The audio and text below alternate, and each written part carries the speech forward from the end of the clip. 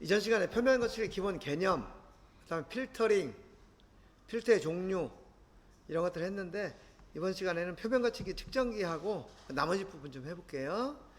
표면 거칠기 측정기는 그 사용하는 측정기마다 조작법이 다 달라서 전체적인 그 원리를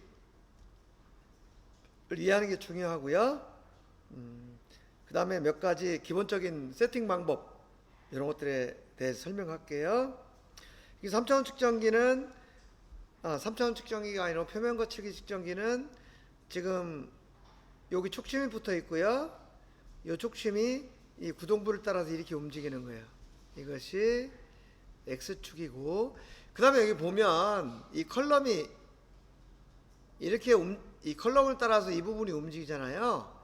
근데 우리가 얘기하는 Z좌표는 이게 Z좌표가 아니고 얘는 이 촉심의 위치를 결정하기 위해서 높낮이 그냥 조절하는 거예요.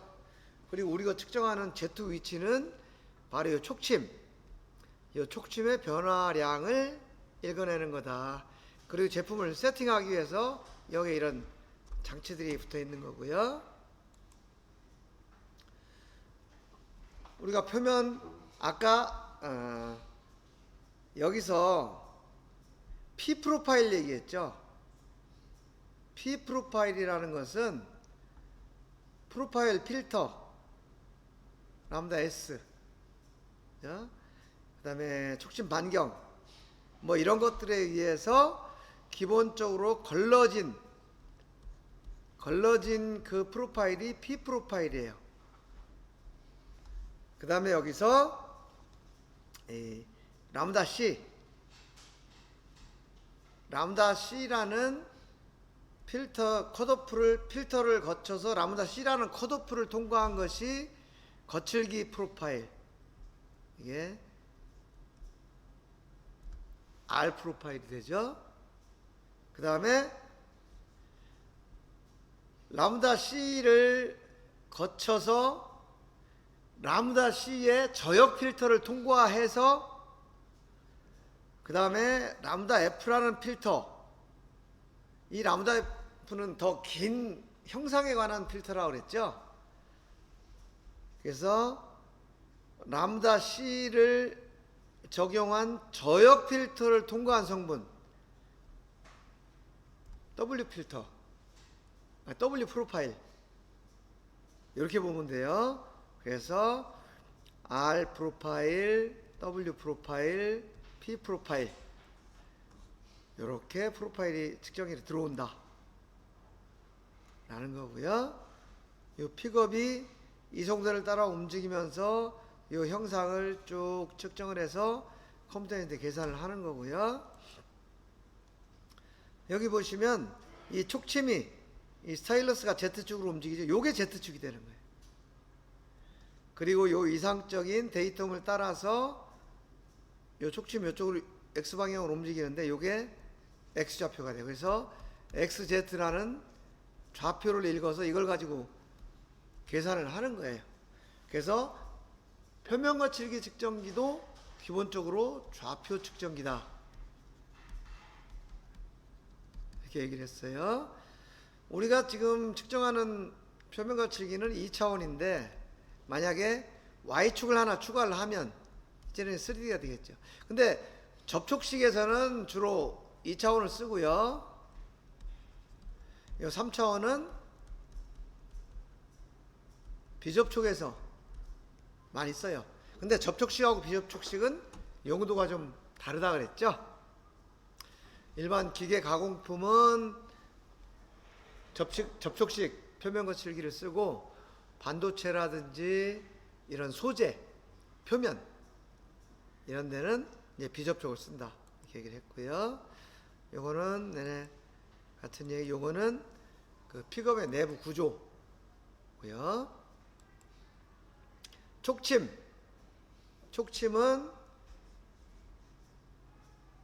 반경이 2마이크로메타, 5마이크로메타, 10마이크로메타, 그 다음에 촉침 각도가 60도, 90도 이렇게 있다고 얘기를 했고요. 측정력은 0.00075 뉴턴 요거를 g으로 바꾸면 얼마 돼요? 나누기 해보면 되죠. 네, 형상은 이렇게 생겼다는 거예요. 요 끝, 요 반경이 2마이크로메타, 요 각도가 60도하고 90도 이렇게 있다. 60도짜리에서도 2마이크로, 5마이크로, 10마이크로메타 반경이 있고요. 90도에서도 2마이크로메타, 5마이크로메타, 10마이크로메타 반경 이렇게 가지고 있다. 이렇게 하면 돼요. 이거는 실제 촉침의 형상. 촉침이 요게 2마이크로메타고 우리가 측정하는 실제 표면은 지금 이렇게 생긴 거다 라고 개념을 가지면 돼요. 그러니까 이게 우리 눈에 안 보이니까 사실은 상상 속에서 측정하는 거나 마찬가지인데 이걸 이렇게 확대해서 측정을 했더니 사진을 찍었더니 이렇게 보이는 거예요. 그래서 측정기에서 측정을 할 때 조건을 요약을 해보면 필터를 거칠기 필터냐 파상도 필터냐, 즉 고역 필터냐 저역 필터냐 선택해야 되고요. 그 다음에 가우스 필터, ECR은 거의 안 쓴다 그랬어요. 그리고 점점 더 로버스트 쪽으로 가고 있다. 그 다음에 컷오프는 0.08에서 25까지, 기본이 0.8, 평가 길이는 기준 길이의 몇 배 하는데 보통 5개, 촉침 반경은 2, 5, 10인데 2마이크로메타 이렇게 얘기를 하시면 돼요. 그래서 측정기에서 이제 이런 식으로 세팅을 해서 여러분들이 이제 측정 실습을 한 거죠. 이렇게 해서 측정기에서 측정하는 조건을 간단히 설명을 했는데, 이제 이렇게 해서 측정한 것을 어떤 값으로 표현을 해야 된다고 그랬죠. 값으로 표현하는데 그것을 우리가 파라미터라고 얘기를 했다. 그래서 파라미터는 진폭, 간격, 복합 이렇게 나눠져 있고, 어떤 기능적인 부분을 위해서 곡선 파라미터, 모티프 파라미터 이런 것들이 있다 라고 설명을 했고요. 파라미터의 목적은 측정자의 주관적인 판단을 배제하고 표면 특성을 객관적으로 수치화하기 위한 것이 이 파라미터를 만든 목적이다. 그래서 진폭에서도 산과 골의 높이만 가지고 따지는 게 있고, 그 다음에 그 평균값을 가지고 따지는 게 있고, 간격, 복합, 곡선 이렇게 있어요. 파라미터를 한 가지만 가지고는 표면을 정확하게 표현할 수 없기 때문에 여러 개를 동시에 사용하는데, 그럼에도 불구하고 일반적인 가공 특성, 이것을 진폭 파라미터가 잘 표현을 하기 때문에 지금도 특수한 경우가 아니면은 진폭 파라미터를 사용하고 있다라는 거고요. 파라미터를 여러 개를 써야 되는 이유는 여기서처럼 RA 값이 다 비슷한데 표면 형상은 완전히 1, 2, 3이 다르죠. 이렇게 되면 안 된다는 거죠. 표면 형상이 다르면은 이 값도 다르게 계산이 돼야 된다라는 게 기본 원칙이에요. 그러다 보니까 이제 여러 가지 파라미터를 쓰게 되는 거고요. 여기서 용어, 이게 지금 가공 결 방향이에요. 이게 가공 결 방향이고, 가공 결 방향의 직각 방향으로 이제 잘라내는 거죠. 그래서 여기 요 곡선, 요걸 우리가 가지고 계산을 하는 거예요. 그래서 요 거리를 X, 높이를 Z, 중심선에서 아래 골까지 내려오는 거, 요거를 V, 벨리라고 그러고, 요 위까지 올라간 것을 피크라고 그러고, 이런 개념이고요. 그 다음에 기울기, 기울기는 단위 길이에 대한 X분의 DX분의 DZ 값이다. 그리고 이제 재료비, 실체비라는 얘기가 나오는데, 이 실체비라는 것은 뭐냐면 이 거리, 이 실제의 거리에서 어떤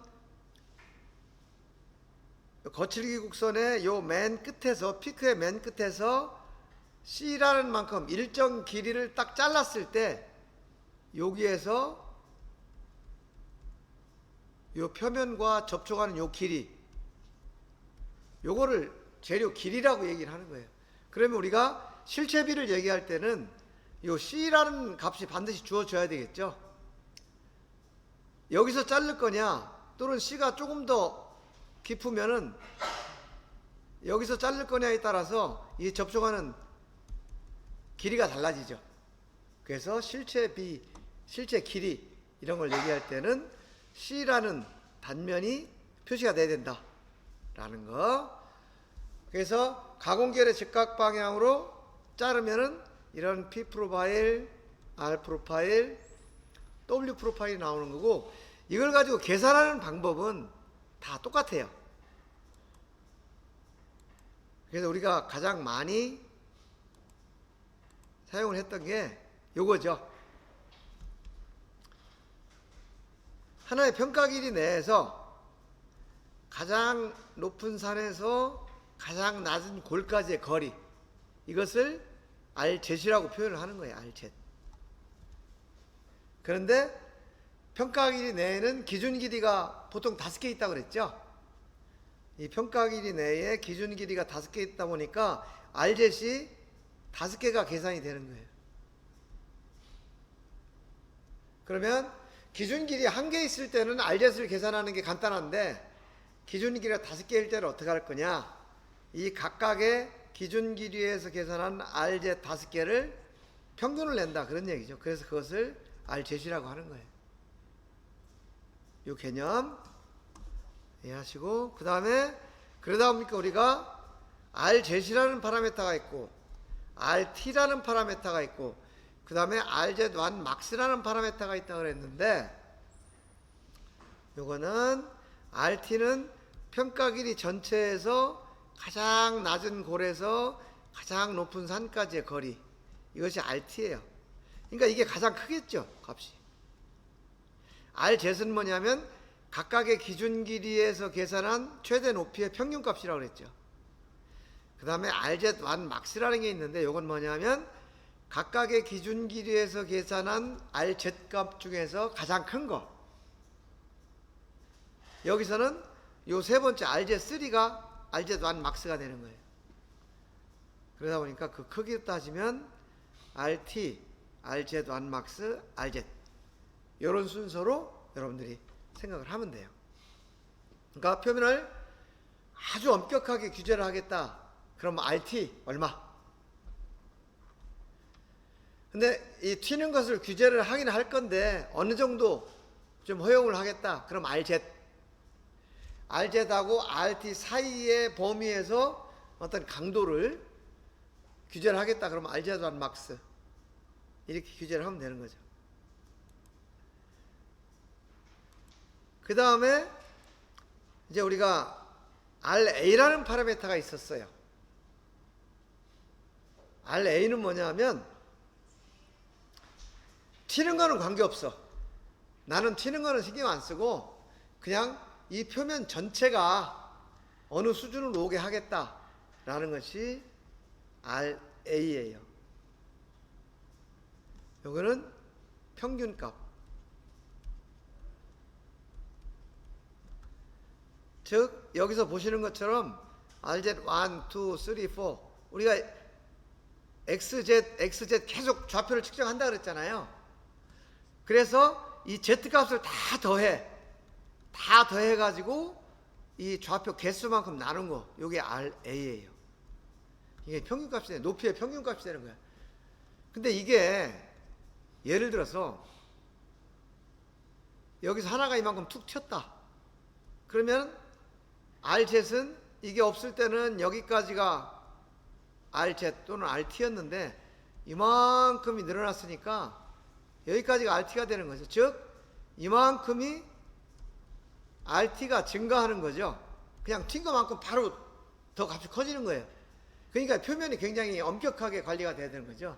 그런데 RA는 요 튄 것만큼을 전부 나누기 해가지고 각 측정 포인트에 다 나눠주는 거예요. 이렇게 나눠주다 보니까 하나가 튀는 게 있어도 RA 값은 거의 변화가 없다. 그런 얘기죠.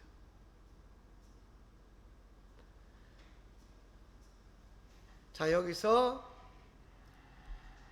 RT, RZ 요거하고 RA의 차이점. RT와 RZ은 튀는 거, 튀는 점, 튀는 점을 엄격하게 관리를 하겠다는 거고, RA는 튀는 거 관계없이 그냥 평균값을 관리하겠다라는 게 RA예요. 그래서 우리가 일반적인 데는 RA를 많이 써. 왜냐하면 하나 툭 튀는 건 그냥 몇 번 문질러지면 없어지잖아요. 그런데 광학 제품 같은 경우는,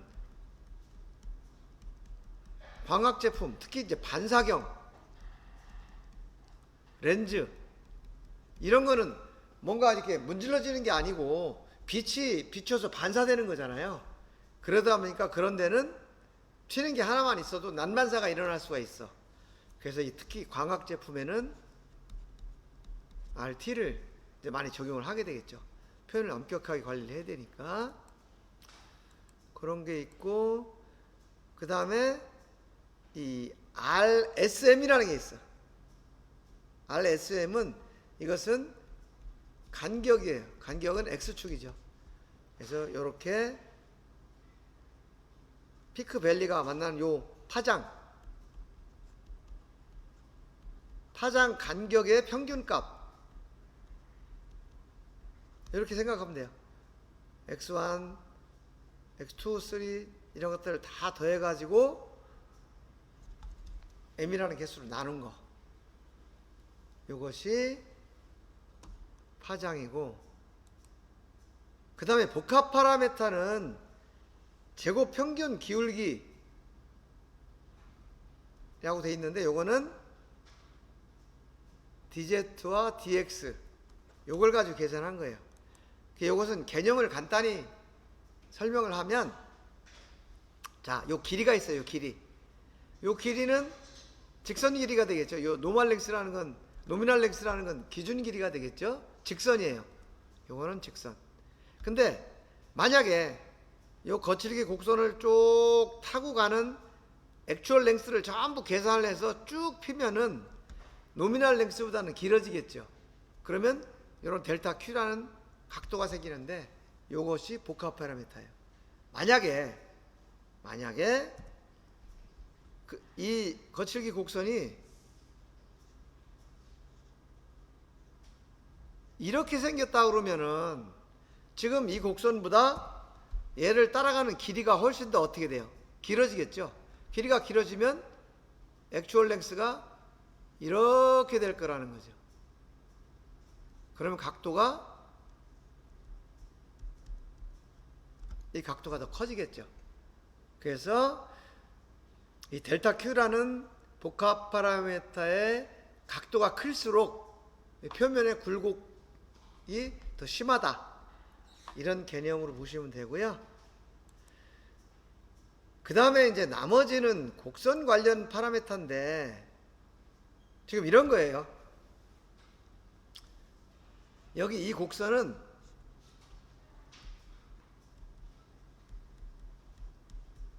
실체비 곡선이라는 것이죠. 이 C레벨이 요 피크의 맨 끝, 그러니까 재료가 접촉하는 비율이 0% 되는 데부터 요 맨 끝에 끝까지 가면 요게 100%가 되겠죠. 0%에서 100%까지 이 C레벨을 쭉 이동시키면서 접촉한 길이를 그래프를 그린 거예요. 그래서 요거를 실체비 곡선이라고 하는데, 여러분들이 이제 현장에 가면 에봇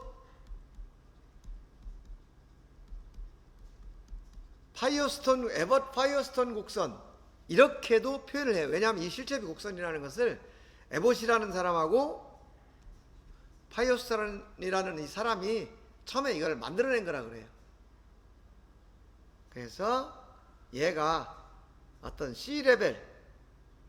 C레벨에서의 요 접촉하는 요 길이를 다 더한 거하고 평가 길이하고의 비율을 나타낸 거다. 이렇게 보면 되고요. 그래서 여기 보면 RMRC라는 게 있어요.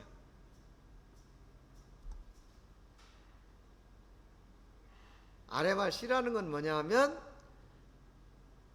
C라는 레벨에서 딱 잘랐을 때 요 접촉하는 요 길이, 요거를 다 더해가지고 ln 요걸로 나눠가지고 곱하기 100 해서 퍼센트로 나타낸 게 이 RMRC다. 자, 그럼 내가 여러분들한테 이런 문제를 한번 내보는 거야. 자, C 레벨이 0.5 마이크로미터인 경우하고 C 레벨이 1.0 마이크로미터인 경우하고 요게 1번이고 요게 2번이에요. 그러면은 RMRC 이 비율이 1번이 더 높을까요? 2번이 더 높을까요?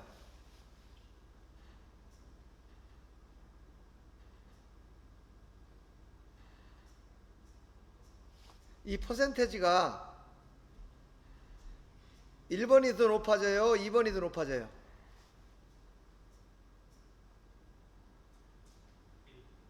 네? 1번. 왜? 어? 0.5라서? 자, 이런 얘기예요. 예를 들면 이렇게 봐봐요. 여기에 이렇게 있어. 근데 요 C라는 게 뭐냐면 요 피크의 꼭대기 여기에서부터 예를 들면 0.5 C는 0.5 마이크로미터 하면 여기야. 그러면 여기에서 접촉하는 거는 길이가 요 길이죠? 요 길이. 만약에 C를 1.0을 줬다 그러면 여기부터 1.0이니까 이만치 내려오겠죠. 그러면 C 레벨이 여기서 여기까지가 1.0이 돼. 그러면 여기도 접촉을 하고 여기도 접촉을 하고 여기도 접촉을 하겠죠. 그죠? 그러면 접촉 면적이 1번이 많아져요? 2번이 많아져요?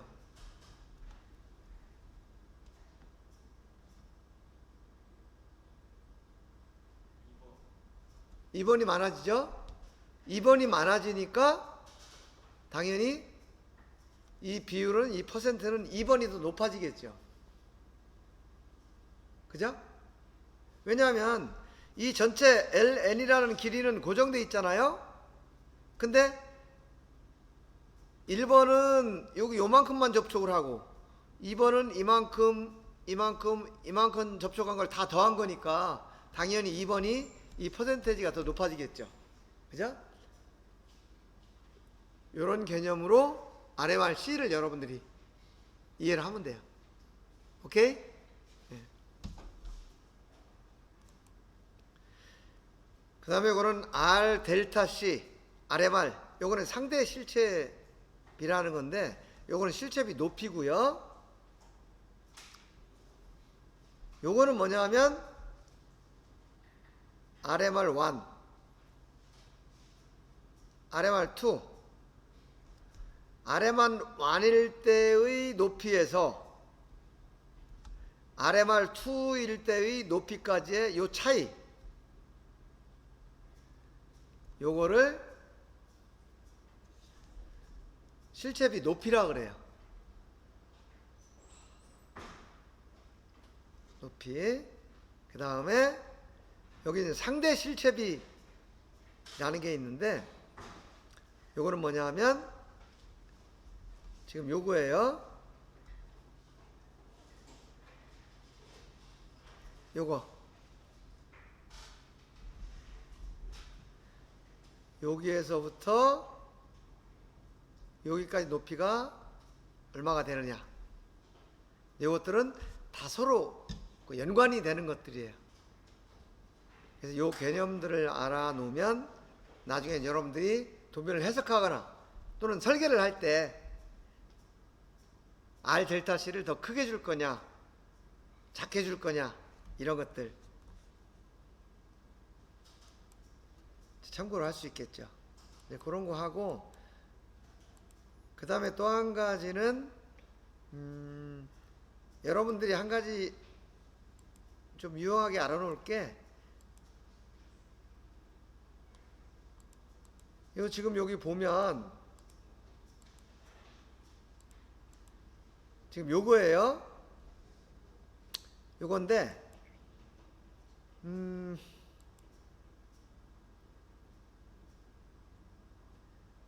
요거는 계산을 어떻게 하는 거냐 하면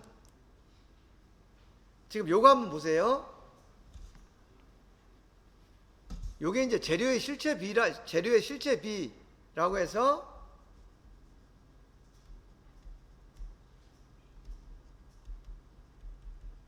여러분들 도면에 MR1, MR2, 그 다음에 RK, RPK, RVK 이런 것들을 계산하는 이제 파라미터가 있어요. 요건 뭐냐면 실제로 이 표면에 어떤 제품이 마모를 일으킬 때 어떤 형태로 마모가 진행되겠는가, 그리고 윤활유는 얼마만큼 여기에 이제 저장이 되겠는가, 이런 것들을 계산하는 거예요. 그리고 보면 간단히 말씀을 드리면 요 재료비 0%에서 100% 사이에서 요 재료비가 40%가 되는 지점, 요 재료비 곡선 요 40%가 되는 지점하고 0%가 되는 요 곡선 사이를 연결한 요 할선이라는 걸 만들어요. 요 할선이라는 걸 만들어 가지고 요 재료비 곡선을 쭉 따라서 이렇게 접촉을 시키다 보면 여기서 어디에선가 이 40%에 접촉하는 이런 기울기를 갖는 이제 할선이 결정이 돼요. 그럼 거기서 등가직선이라는 걸 만들어 가지고 앞뒤로 쭉 연결을 해서 요 0%에서 만나는 지점, 100%에서 만나는 지점, 그래 가지고 지금 요 면적을 계산해요. 요거를 A1이라고 그러고 요거를 A2라고 계산을 해요. 그 다음에 요 사이 0%에서 만나는 지점, 100%에서 만나는 지점까지 높이, 요걸 RK라고 하는데, 요것은 어떤 마모가 계속 일어날 때 성능을 유지하는 구간이다. 그래서 요거를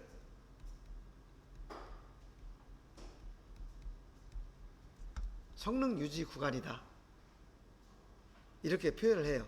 그리고 0%에서 만난 데서 옆으로 선을 그어서 요 재료비 곡선으로 만나는 여기까지 요 거리, 여기서의 그 비율, 요거를 MR1, 그 다음에 100%에서 만났을 때 옆으로 선을 그어가지고 재료비 곡선하고 만나는 요 지점에서 내려온 요 지점, 요거를 MR2 이렇게 표현을 해요.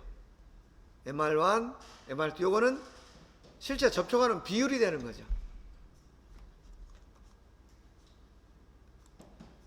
그리고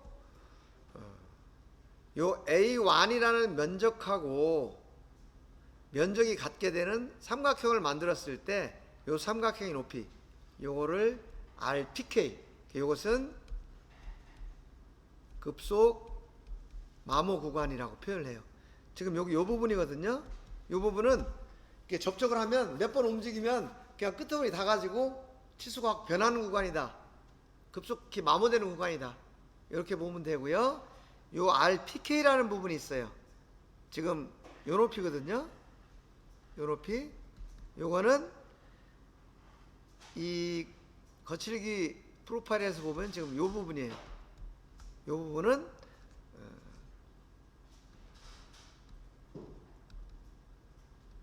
윤활유를 머금고 있는 구간이다, 이렇게 이해를 하면 돼요.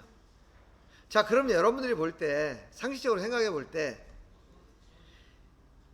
RPK하고 RK가 이 값이 더 작은 게 좋은 표면이에요? 더 큰 게 좋은 표면이에요?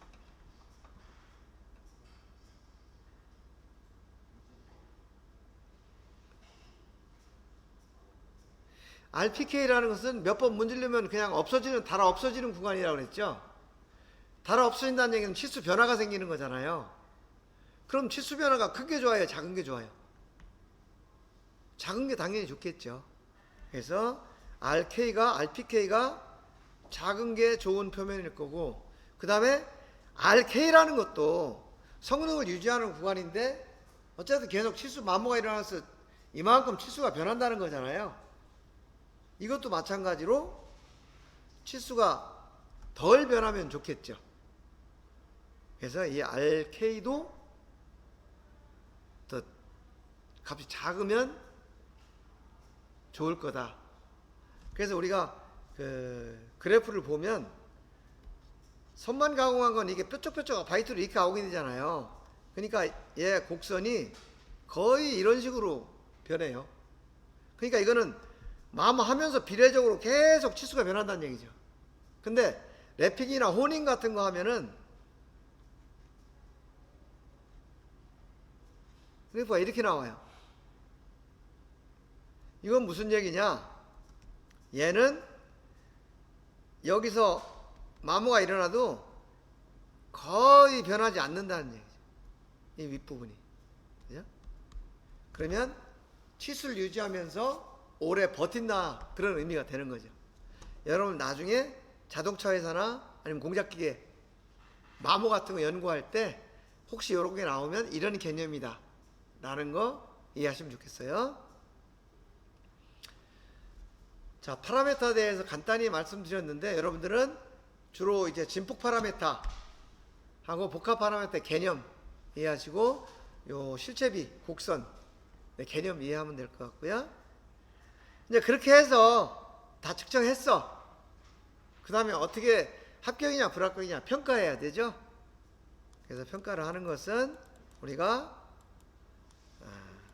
16% 룰이냐 또는 맥스 룰이냐 따진다고 그랬죠.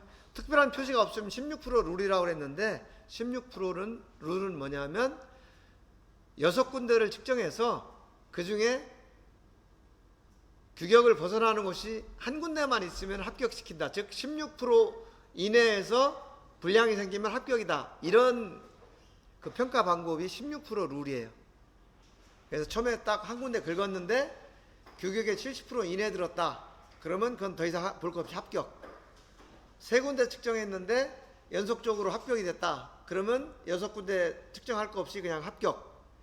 6군데 측정했는데 한 군데가 규격이 벗어났다. 그러면 한 번 더 측정해보고 해서 12군데를 측정해서 2군데 이내로 규격을 벗어나면 합격이다. 그런 뜻이에요. 그런데 맥스룰이라는 건 뭐냐? 맥스룰이라는 것은 한 군데라도 벗어나는 곳이 있으면 불합격이다. 그래서 맥스룰은 굉장히 엄격하게 표면을 규제할 때 사용한다 라고 설명을 했고요. 근데 이제 지금까지 우리가 개념도 알고 필터링도 했고 평가도 했어. 근데 중요한 거는 결국 도면에 의해서 우리가 평가를 해야 되는 거죠. 그러면 도면에 표시한 것들이 어떤 내용인지를 여러분들이 이해를 해야 되는 거예요. 그래서 도시기호를 쭉 이해를 해야 되는데 여기 보면 아무것도 없으면 그냥 임의로 제작을 해도 된다라는 거고, 이 표시가 있으면 제거 가공이 있겠죠. 제거 가공이 있다는 건 여기는 뭘로 가공하라는 표시가 되겠죠. 요거는 가공하면 안 된다. 왜냐? 이렇게 표시가 되어 있는 경우에는 대부분 도금이나 코팅이 되어 있기 때문에 여기는 강화하지 말아라, 이제 그런 의미가 되는 거예요. 여기서 보시면 가공 방법, 가공 결, 그죠? 상한공차, 하한공차 이렇게 있는데, 요거는 실제 도면의 예를 보면서 좀 설명을 할게요. 요거 전에 우리 다 했던 거 기억나죠? 자, 여기서 한번 볼게요.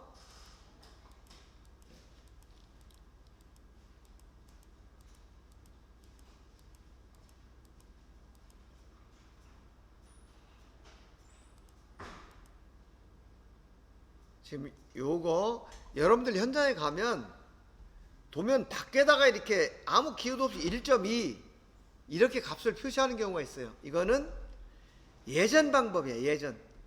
예전에 쓰던 방법. 요거는 숫자만 쓰는 경우는 예전에는 RA였어요. RA. 그리고 여기다 요렇게 N6 요렇게 표현하는 경우가 있었어요. 요거는 거칠기 등급이라는 거예요. 등급. 그래서 이런 표기 방법이 나오면 이건 옛날 방법이다. 지금은 이렇게 쓴다는 거죠. 이건 옛날에 했던 것들 참고로 기록해 놓은 거니까 여러분들 자료 보시고요. 또 표면 거칠기 등급 아까 N 뭐 얼마 있다 그랬죠? 이런 뜻이에요. 삼각형 기호가 3개다. 그러면 N4에서 N6 사이를 얘기하는 거고요. 이래 N5다. 그러면 RA가 0.4 마이크로미터. 이렇게 이제 예전에 해석을 했던 거죠. 그래서 지금은 이제 요거 제거 가공 할 거냐 안 할 거냐, 가공 결 방향, 가공 방법, 파라메 요게 지금 이제 우리가 주로 볼 건데요. 예를 들어서 요 안에 이렇게 길게 표시가 되어 있다.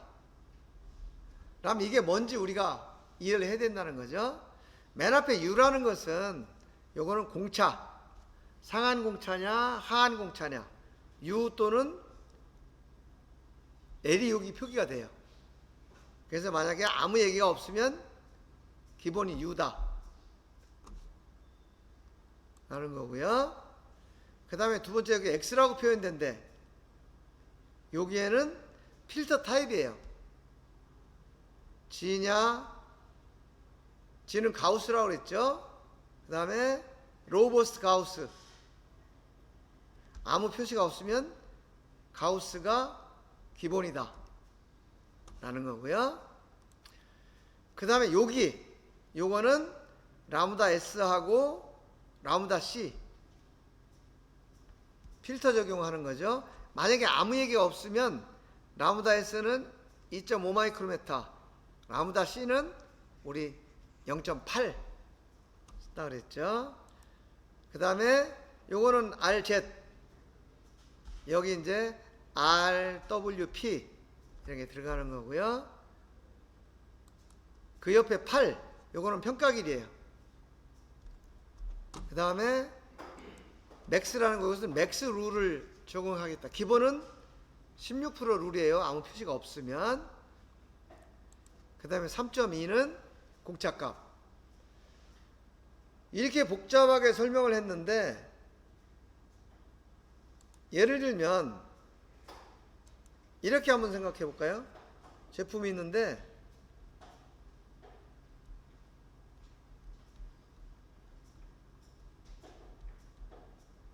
이렇게만 규제가 되어 있어요. 그럼 여러분들 이거 가지고 측정해야 되죠? 측정을 해야 되니까 세팅을 해야 되는데, 자, 이거는 상한 공차가 되겠죠. U를 적용하라는 뜻이에요. 그죠? 그 다음에 필터는 기본으로 가우스를 적용하라는 뜻이에요. 그 다음에 요 밴드위스는 0.0025에서 0.8 적용하라는 뜻이죠. 그 다음에 RA 기준 길이 5개 16%룰 적용. 그 다음에 0.5 이거하고 같은 뜻이라는 거죠. 그래서 기본적으로 쓰는 것은 생략할 수 있다 라는 거 여러분들 기억해 두시고요. 그 다음에 요거는 뭐 제거를 임의로 해라, 제거항을 해라, 제거항을 하면 안 된다 이런 표시고요. 요거는 여기에 이런 기호가 어떤 게 들어가느냐에 따라서 이 표시한 데 평행으로, 직각으로, 대각선으로 가공해라 그런 뜻이고요. 그 다음에 이거는 전체 다, 만약에 요 표시가 없으면 요 면만 요걸로 지시를 하는 거죠. 근데 이 동그라미가 있으니까 이 전체를 다 이 표면 거치를 적용해라 이제 이런 뜻이 돼요. 그래서 all around 이런 뜻이 돼요. 이건 윤곽도 표시할 때도 같은 기호를 써요. 그 다음에 가공 방법, 그라인딩 해라, 밀링 해라 이런 거 나오죠. 그 다음에 상한 한. 자, 이런 경우가 아무것도 없지만 기본적으로 이런 것들을 쓰라고 암시를 한 경우다 라는 거예요. 여기는 상한 하한 공차가 동시에 규제가 되어 있죠. 상한은 4.3 이내, 그죠? 아래는 2.5보다 더 어떻게 하라는 거예요? 크게 가공하라는 거예요. 너무 작게 가공하면 안 된다는 거죠. 거기에 가우스 필터 람다 S, 람다 C 평가 길이 16%를 적용, 이런 의미가 되는 거죠. 이거는 마찬가지죠. 이거는 가우스 필터 람다 S는 2.5 평가 길이 5개 16%를, 근데 여기는 2.5가 있으니까 람다 C를 2.5mm를 적용해라 이런 뜻이 되는 거예요. 자, 그런데 요게 2021년 말에 변경이 됐다고 그랬죠. 지금 우리가 얘기한 거는 ISO 1302 97년도에 규정을 했던 건데, 요게 이제 2021년에 변경이 됐어요. 아니, 가만있어. 이게 97년도였나요? 잠깐만요. 몇 년도였죠? 금방 우리가?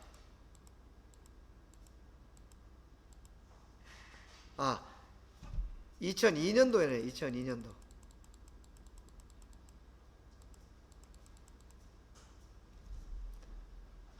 요게 97년이 아니고 2002년 버전에서 요렇게 썼었는데, 이제 2021년 버전에서 ISO 21920 여기서는 요 표시가 붙었어요. 요 표시. 그래서 요 표시가 붙어 있으면 새로운 규격, 요 표시가 안 붙어 있으면 이전 규격, 요렇게 여러분들이 이해를 하면 되겠어요. 그 다음에 표면 3차원으로 표면 거치를 측정했을 때는 이런 평면 표시가 붙는다, 이렇게 구분을 하고요. 그 다음에 예전에는 이게 컷오프가 들어가고 그 다음에 거칠기 값이 들어갔었죠. 근데 요게 이렇게 2021 버전에서는 변경이 됐다 라는 거. 그 다음에 ISO 130에서는 16% 룰이 기본이었는데 요 21920에서는 맥스 룰이 기본이 됐다. 앞으로는 이제 만약에 여러분들 표면 거칠기 측정하는데 요런 기호가 따라 나왔다. 그러면 요거는 새로운 규격을 적용하는 거고, 이때는 맥스 룰이 기본이다. 이렇게 이해를 하시면 돼요. 이거는 당분간은 아마 안 쓸 거예요. 이제 앞으로 점차 새로운 규격이 사용이 될 텐데, 그때는 기호가 요게 붙는다. 그때는 요걸 적용하면 된다. 그런 뜻이고요. 그 다음에